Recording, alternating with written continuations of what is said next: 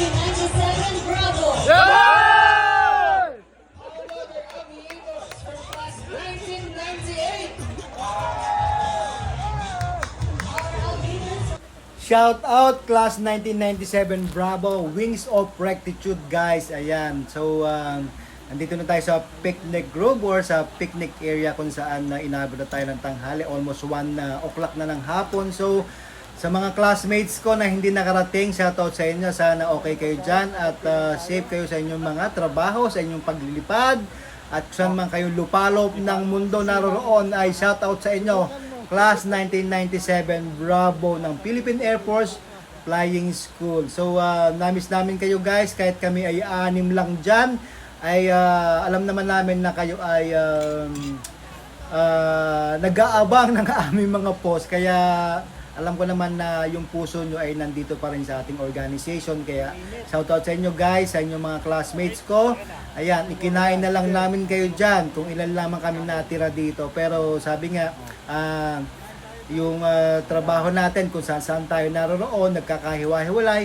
Kung may pagkakataon tayo magkita-kita, ay gawin po natin mga kasimangis. Mga classmate ko guys, sa mga hindi po nakakaalam, mga classmate ko po ay talagang mga astig sa mga airlines, CENAB, sa anumang aviation institution, nandun na aking mga classmates. So, shoutout sa inyo guys at eto kakain na nga kami dito at kahit pa paano na-celebrate natin yan together with some alumni dito sa Philippine Air Force Flying School. Yan, may kasama namin ng ibang families. So, ito po ay ang gatherings ng mga piloto ng Philippine Air Force or ng Philippine Aviators. Yan.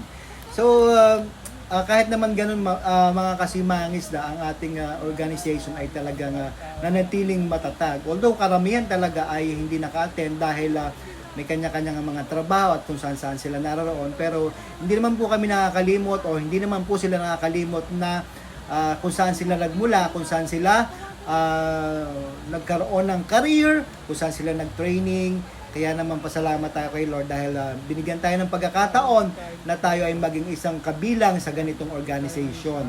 So makalamihan po pa dyan ay nasa active service, nasa Philippine Air Force, kung saan opisina.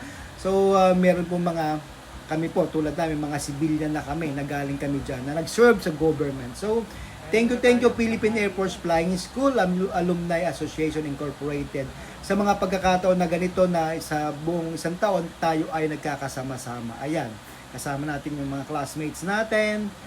Ayan, thank you guys for watching. Ito po ang inyong kasimangis. Sana po ay okay kayo dyan at yung ating mga Pinoy aviators around the world, sana po ay okay din po sila.